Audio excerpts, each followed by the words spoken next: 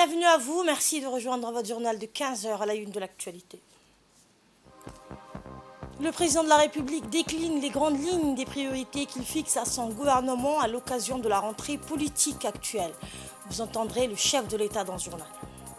Et un éboulement spectaculaire de rochers en vallée de Maurienne, en Savoie, après un épisode caniculaire suivi de fortes pluies, a entraîné une suspension du trafic ferroviaire et des poids lourds sur un axe majeur entre la France et l'Italie du Nord. C'était les titres. Bonjour et merci de nous accueillir chez vous. Ce fut une journée vibrante et pleine de promesses au cœur du palais de la République de Djibouti. Un événement crucial s'est déployé, annonçant avec éclat le début d'une nouvelle ère politique pour le pays, guidée par la vision inspirante du président de la République, Ismaël Omar Guelleh. Le tout premier Conseil des ministres de la saison politique prenait vie, affirmant l'engagement indéfectible envers le progrès, l'essor et le développement. Dans une envolée qui marquait l'entrée solennelle dans la saison politique, le président de la République, Ismaël Omar Guelleh, a présidé ce mardi le premier Conseil des ministres. Ce moment emblématique se dessinait comme une tribune d'une importance capitale destinée à dessiner les contours des actions gouvernementales pour les mois à venir. À travers cette assemblée capitale, le chef de l'État a mis en lumière les réalisations passées, les projets d'envergure en cours et abordé avec finesse les défis qui croisaient la route, qu'ils soient sur la scène nationale ou internationale. Au cœur de son discours, vous l'entendrez, le président de la République a souligné avec éloquence l'impératif d'intensifier les efforts pour atteindre les objectifs fixés et faire face aux défis. Alors que le monde évolue en perpétuelle mutation, il a inscrit en lettres majuscules les élections législatives récemment tenues, qui avait couronné l'avènement d'un nouveau président de l'Assemblée nationale comme une illustration de l'attachement inébranlable du pays au processus démocratique, levant le voile sur la vigueur qui animait la scène politique. Sous les projecteurs de l'attention, les jeunes athlètes du pays s'illuminaient également, honorés pour leur prouesse exceptionnelle dans les arènes sportives. Le numéro 1 djiboutien a témoigné avec une fierté palpable que ces médailles étincelantes étaient le fruit mûr des efforts constants injectés dans le développement des infrastructures sportives, la formation des athlètes et la conception de programmes sportifs nationaux impeccables. S'étendant à l'horizon plus vaste, le président de la République a pointé du doigt les secteurs de la santé, du numérique, de l'éducation, de l'habitat, ainsi que les réformes de l'administration publique, éclairant ces domaines de son regard éclairé quant à leur potentiel économique considérable pour le pays. Il a en outre appelé à un dynamisme renouvelé du gouvernement face aux turbulences qui agitent le monde à l'échelle régionale et internationale. Les trajectoires stratégiques dessinées par le gouvernement accordaient également une place d'honneur au développement durable et à l'émancipation féminine dans le paysage technologique. Le numéro 1 djiboutien a réaffirmé avec conviction son engagement envers des politiques qui défendent la cause du développement durable et qui renforcent la présence féminine dans les sphères des nouvelles technologies. Cette rentrée politique, orchestrée par le président de la République, Ismaël Omar Guelleh, a jeté les fondations d'une période de labeur intense et d'embûches stimulantes pour le gouvernement. Les orientations stratégiques émanant de ce moment historique reflètent une vision globale, harmonisant les facettes variées du développement national, de la sécurité à l'économie en passant par la diplomatie et la durabilité. Cap vers l'excellence, cette feuille de route promettait un Djibouti résolument tourné vers un futur scintillant.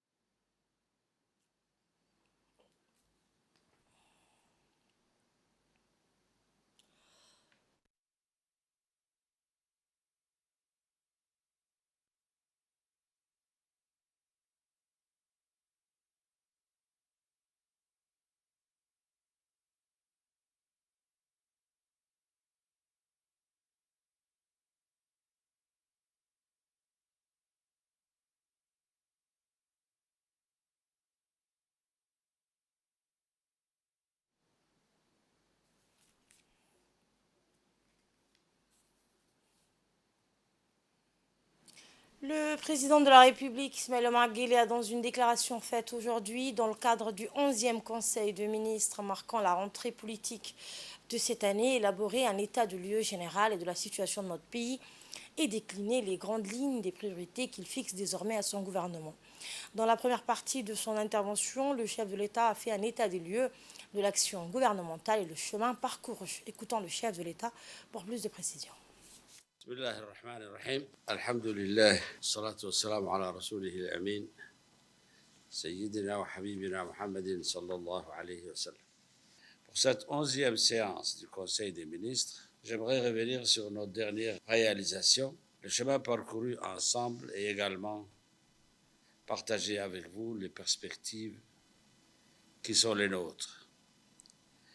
Mesdames et messieurs les membres du gouvernement, l'année 2023, à l'instar de l'année antérieure, a été caractérisée par d'importantes mutations géopolitiques, aussi bien sur la sphère internationale que sur la sphère régionale. Et il nous appartient de saisir les multiples défis qui se dressent devant nous, tout en considérant davantage les nombreuses opportunités qui s'offrent à nous.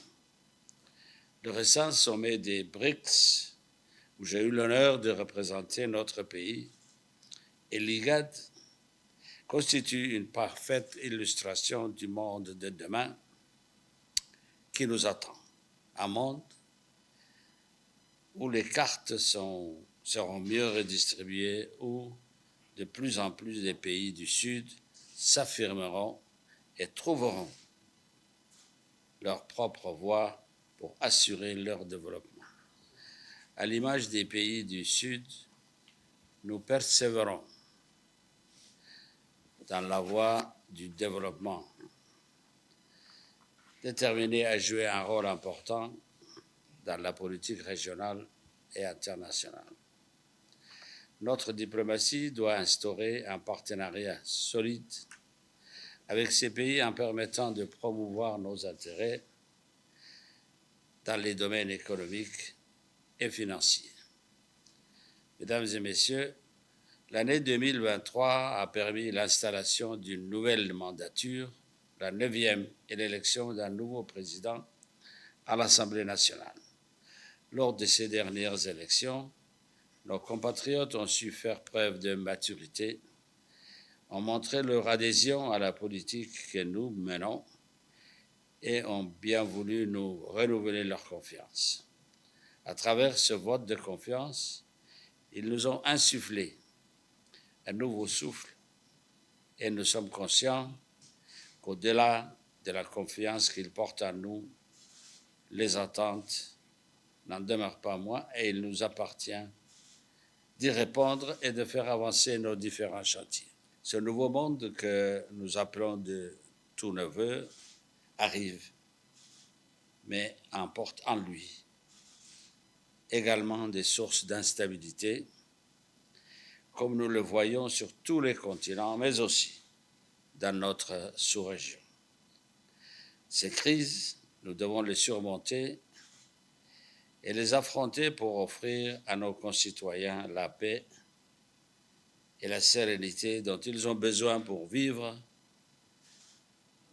et prospérer. Nos forces de sécurité œuvrent sur notre territoire, mais aussi à l'extérieur, pour assurer notre sécurité. Nous devrons également œuvrer sur la sécurité intérieure et un contrôle accru des migrants irréguliers et renforcer la sécurité routière à travers l'accélération et la présentation du nouveau code de la route. Dans le domaine social, la stratégie nationale de protection sociale 2018-2022 a été notre socle pour amortir les chocs et renforcer la résilience de nos concitoyens.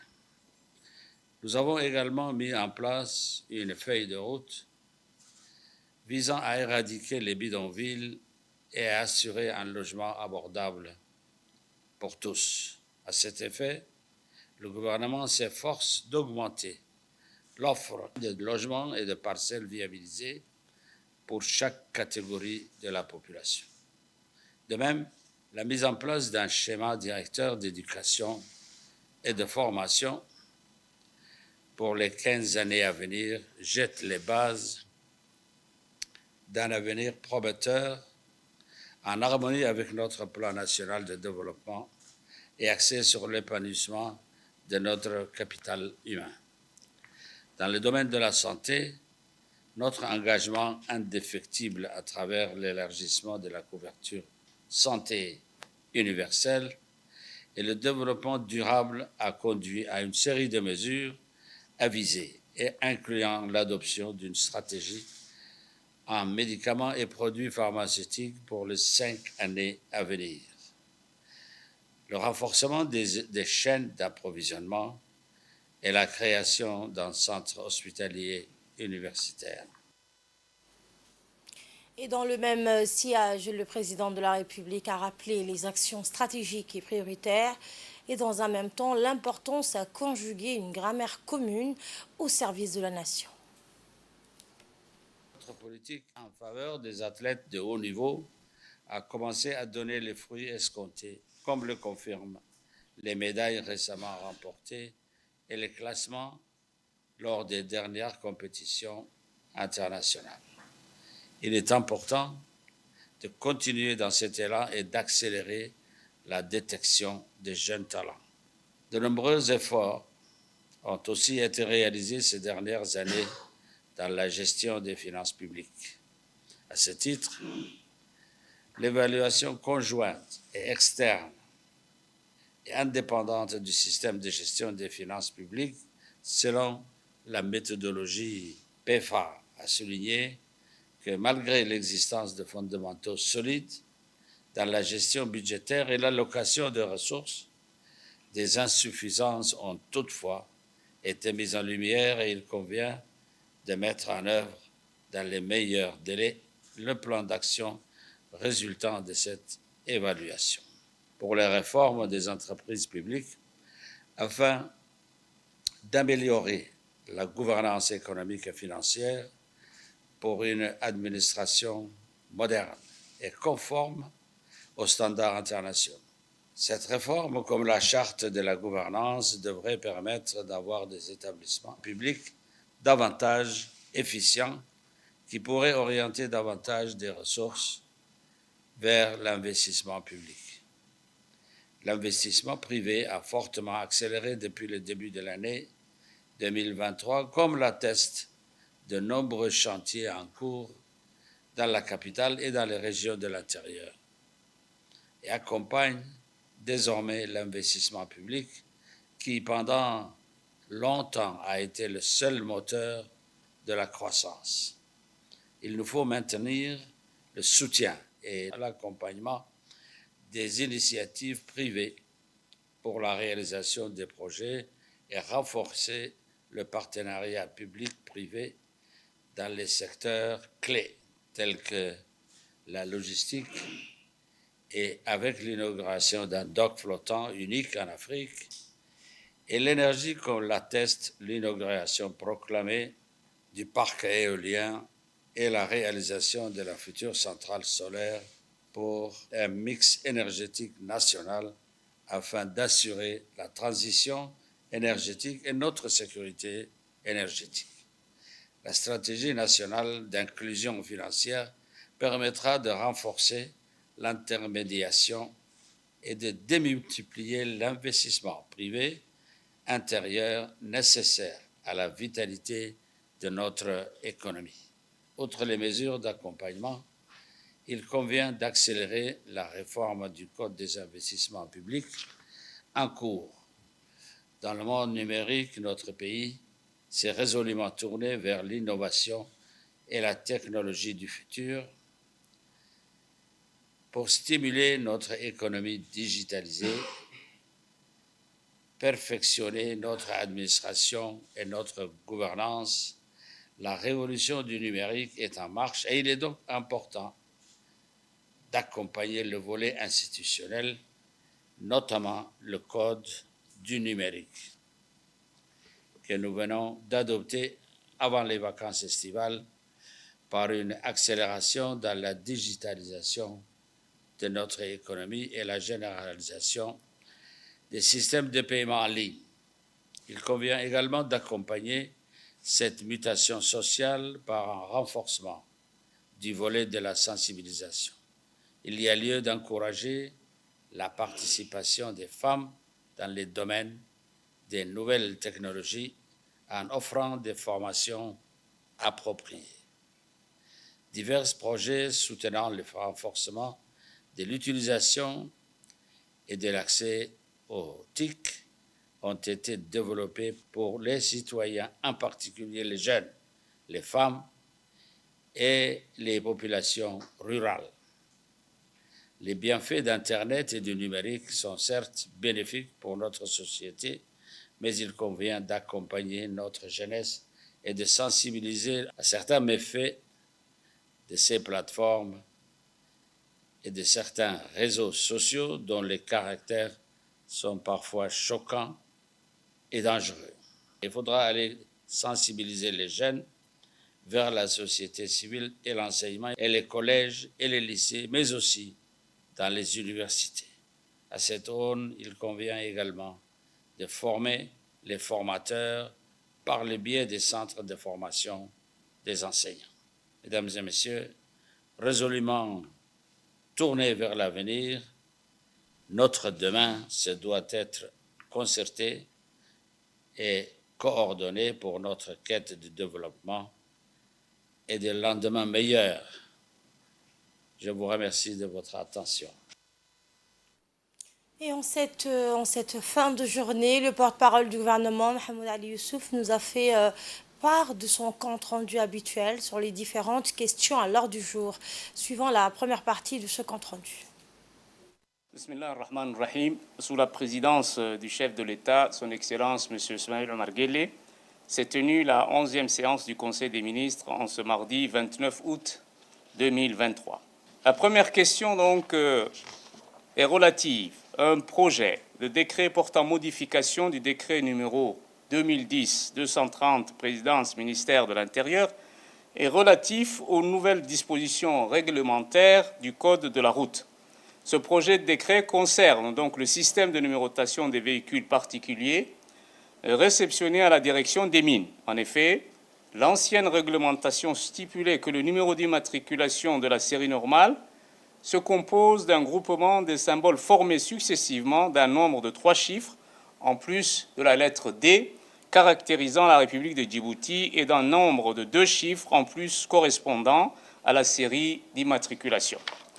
Par contre, le décret numéro 210-023-0230, présidence ministère de l'Intérieur en vigueur et relatif au niveau de dispositions réglementaires du Code de la route, stipule en son article 10, l'alinéa 4, sous réserve des dispositions de l'article 229 du Code de la route et sur présentation d'une attestation délivrée par la direction des douanes, les véhicules sont immatriculés soit dans les séries D, E, F, G, H, I, J, K, L, M, N pour les véhicules des particuliers. En même temps, il ne sera plus possible de respecter le système de numérotation actuellement utilisé dans la mesure où ce système sera obsolète. C'est pourquoi il est plus que nécessaire de mettre en place une nouvelle numérotation complétant l'existant et permettant la continuité de services en matière de réception et d'immatriculation des véhicules des particuliers et donc de la série normale D.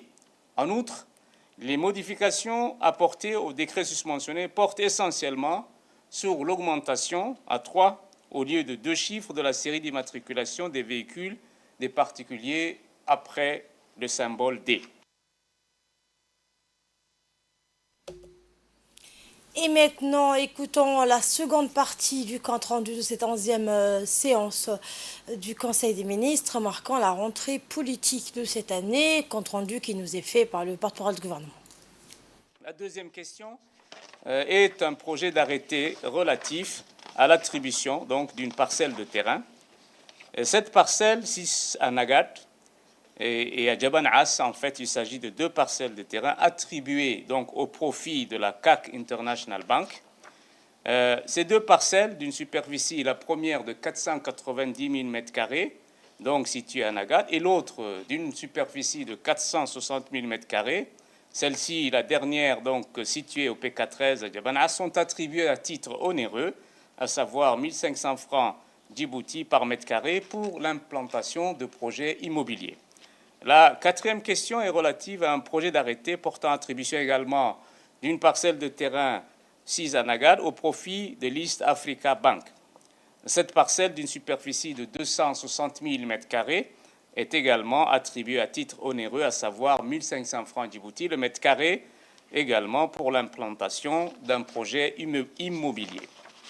En fin de séance, le ministre de l'Éducation nationale a fait une communication au Conseil sur la rentrée des classes qui aura lieu le dimanche 3 septembre 2023 pour l'enseignement fondamental et le mardi 5 septembre 2023 pour l'enseignement secondaire général, technique et professionnel.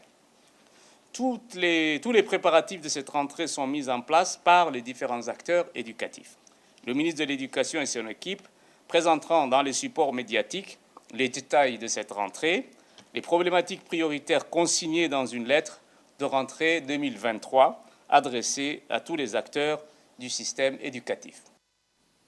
Dans le reste de l'actualité, Dameljog clôture ses Jeux d'été. Le CDC de la localité de Dameljog, en collaboration avec l'association des jeunes de la localité, a clôturé dans l'après-midi d'hier son tournoi d'été regroupant 3 disciplines, le football, volleyball et la pétanque.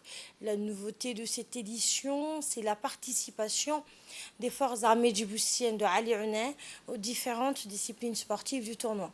En effet, plusieurs autorités civiles et militaires ont participé à cette clôture du tournoi d'été qui avait commencé au début du mois de juin, à savoir le chef de village de Dameljog, le colonel de forces armées djiboutiennes, Bir, le directeur des régions du ministère de la Jeunesse et de la Culture, les hauts cadres du département en charge de la jeunesse, ainsi que les responsables des services déconcentrés. La finale de ce tournoi a été un grand succès, attirant de nombreux spectateurs et mettant en valeur le talent et la passion des joueurs locaux. La 4e édition du tournoi s'est avérée être une compétition passionnante et compétitive. En football, 2 équipes se sont affrontées au match de la finale, l'équipe de Dameljog et l'équipe de la formation de Douda. La victoire a été en faveur de l'équipe de Dameljog qui a remporté le match par un score de 1-0. En volleyball, la finale a opposé l'équipe du Bir des forces armées djiboutiennes de Ali Ounais et de l'équipe de Dameljog. Côté pétanque, c'est l'équipe des forces armées djiboutiennes qui avait raflé la coupe contre la sélection de l'équipe de Gouna. À l'issue des matchs, les vainqueurs et les vaincus, ainsi que tous ceux qui se sont distingués au tournoi, ont été appelés à recevoir les récompenses et les trophées des mains des officiels. Pour rappel, ce genre d'initiative est de nature à faire émerger de nouveaux talents et répondre aux besoins et attentes des jeunes, notamment dans le champ des activités physiques et sportives.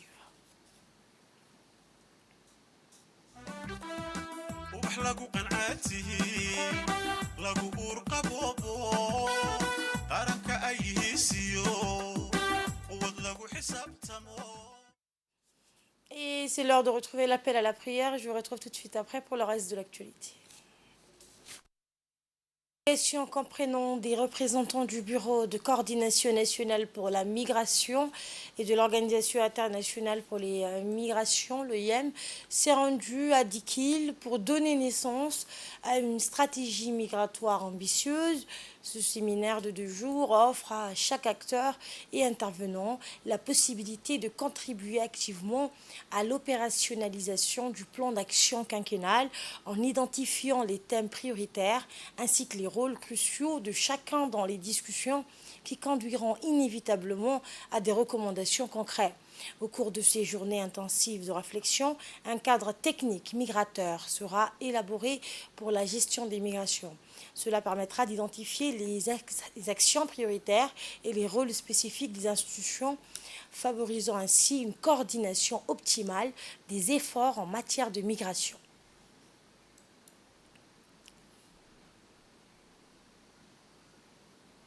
Je souhaite la bienvenue à l'équipe du bureau et à tout le monde, aux participants également et aux participantes qui viennent bien sûr, pour certains peut-être un peu de loin.